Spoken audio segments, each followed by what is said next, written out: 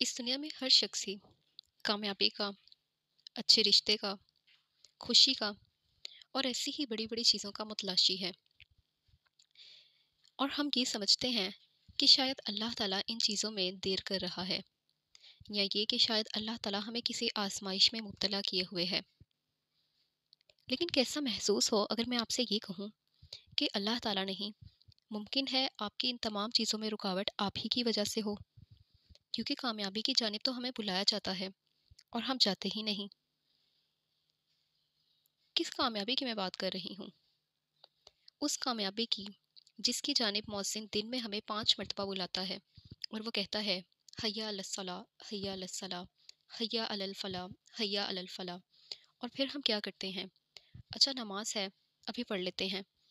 अच्छा ठीक है, अभी फ़लाँ काम है, वो ज़्यादा अहम है, उसको पढ़ लेते हैं।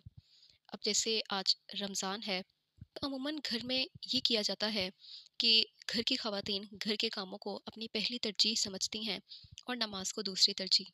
सहरी का वक्त हो या इफ्तार का, फजर और मगरिब की नमाज को लेट कर दिया जाता है, जबकि ये काम तो बाद में भी हो सकते हैं। और नमाज को अव्वल वक्त में अदा नहीं किया जाता, जो कि फ़जीलत वाला अमल है।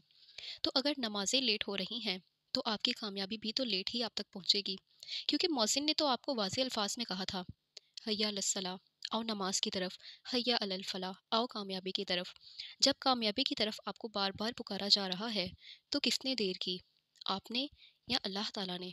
अल्लाह ताला ने तो पुकारा था, फिर आपने उसकी तरफ जाने में देर कर दी। फिर अगर हम गए भी तो हम किस तरह से गए? हमारी नमाज़ों के अहवाल क्या हैं? ये कि हम गए और तेज़ी से 2 मिनट में, 3 मिनट में नमाज़ अदा कर दी, या ये कि हम गए और हमने फ़र्ज़ अदा करने को ही अपना फ़र्ज़ समझ लिया और हमने कहा कि सुन्नतों में क्या है, ये मौक़दा है, ये गैर मौक़दा है, ये नफ़िल है, इसके पढ़ने पे सवाब है और छोड़ने पे गुनाह नहीं। लेकिन हमने ये नहीं देखा कि अगर बरोज़े महशर मेरे अमाल कम हुए, मेरी नेकियां कम हुई और मुझे ज़रूरत हुई, तो अहादीस के मुताबिक कहाँ से मेरी नेकियों को बैलेंस किया जाएगा, कहाँ से मुझे नेक अमाल देकर मेरी जो बदआमालियाँ हैं उनको ख़त्म किया जाएगा और मेरे हिसाब किताब में आसानी की जाएगी। वो इन्हीं नवाफिल ही से तो होनी है, वो इन्हीं सुन्नतों ही से तो होनी है। फिर हम एक तवील बहस में पड़ जाते हैं, तरावी पढ़नी है या नहीं पढ़नी है। एक तवील बहस होती है कि क़ियामुल लैल करना है या नहीं करना है। आपने अल्लाह के लिए करना है। आपको क्या है कि अगर वो चीज़ फ़र्ज़ थी या नहीं थी। आप अपनी बिसात, अपनी जिस्मानी ताकत के मुताबिक जितने नवाफिल अदा कर सकते हैं करें। तहज्जुद की तैयारी करें। लाज़िम तो नहीं कि उसमें ज़ायद नवाफिल पढ़े जाएँ, 2 पढ़े जा सकते हैं, 4 पढ़े जा सकते हैं। अल्लाह ताला ने तो ये नहीं देखना कि आपकी मिक़दार क्या है, अल्लाह ताला ने तो देखना है आपका खुलूस क्या है।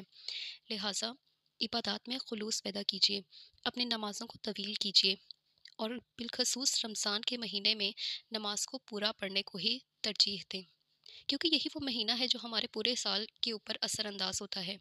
इस माह में जितना हम खुद को अल्लाह के करीब करेंगे, उतना ही बकिया साल में हम अल्लाह के करीब होने पर अपनी पूरी तवज्जो मरकूज़ करेंगे। अल्लाह ताला हमें अपनी नमाज़ों की हिफाजत करने की तौफ़ीक अता फ़रमाए और इनकी बरक़ात को हमारी ज़िंदगी में शामिल फ़रमाए, हमारे कामों में आसानियाँ पैदा करे, क्योंकि कामयाबी तभी मिलनी है जब हमने नमाज़ों की जानिब रुजू करना है। अस्सलामु अलैकुम व रहमतुल्लाहि व बरकातुहू।